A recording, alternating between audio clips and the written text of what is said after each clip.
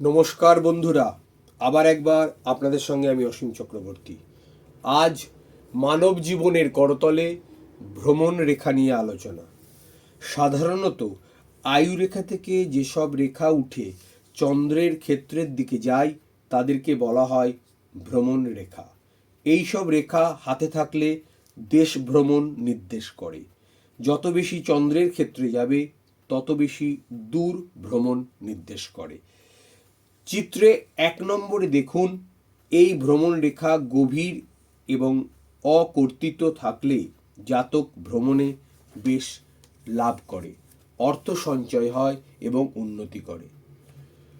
চিত্র 1 আরেকবার দেখুন, এই রেখা ছোট ছোট হলে তা কেবল দেশের মধ্যেই ভ্রমণ নির্দেশ করে এবং মাঝারি হলে বেশি ভ্রমণ এবং দীর্ঘ হলে বিদেশ ভ্রমণ বোঝায়। 2 নম্বর চিত্রে দেখুন, যদি ভ্রমণ রেখায় জপ চিহ্ন থাকে বা তাতে কোনো ফাঁক থাকে তাহলে বিদেশ ভ্রমণে বিপদ বা মৃত্যু নির্দেশ করে। তবে যদি ওই সঙ্গে ভ্রমণ রেখার চতুষ্কোণ চিহ্ন থাকে তাহলে ওই বিপদ থেকে মুক্তি লাভ নির্দেশ করে। 3 নম্বর চিত্রে দেখুন, যদি ভ্রমণ রেখার বৃত্ত চিহ্ন বা শাখা চিহ্ন থাকে তাহলে ভ্রমণে বিপদ আসতে পারে এবং অশুভ ভাব নির্দেশ করে।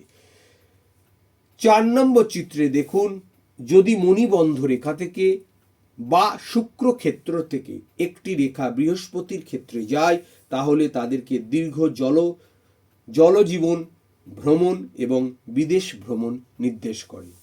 5ম চিত্রে দেখুন, যদি মঙ্গলের ক্ষেত্র থেকে একটি রেখা উঠে শনির ক্ষেত্রের দিকে যায় তাহলে জাতক বিদেশ যাত্রা থেকে আর ফিরে আসে না, বিদেশেই তার মৃত্যু হয়। 6ষ্ঠ চিত্রে দেখুন, মণিবন্ধ রেখা থেকে একটি রেখা উঠে চন্দ্রের ক্ষেত্রে গেলে তাও জলপথে ভ্রমণ এবং বিদেশ ভ্রমণ বোঝায়। এরা বিদেশে ভ্রমণ করে নানা বিপদে পড়লেও আর্থিক উপার্জন বৃদ্ধি করে সক্ষম হন এবং তাতে লাভ হয়। 7ম চিত্রে দেখুন, এই রেখা যদি কাটা যুক্ত বা জপ চিহ্ন যুক্ত হয় তাহলে অশুভ হয়। বন্ধুরা, আজ এই পর্যন্ত। আবার দেখা হবে আগামী সপ্তাহে। বিশদে 9153306727 নম্বরে যোগাযোগ করুন। ধন্যবাদ, নমস্কার।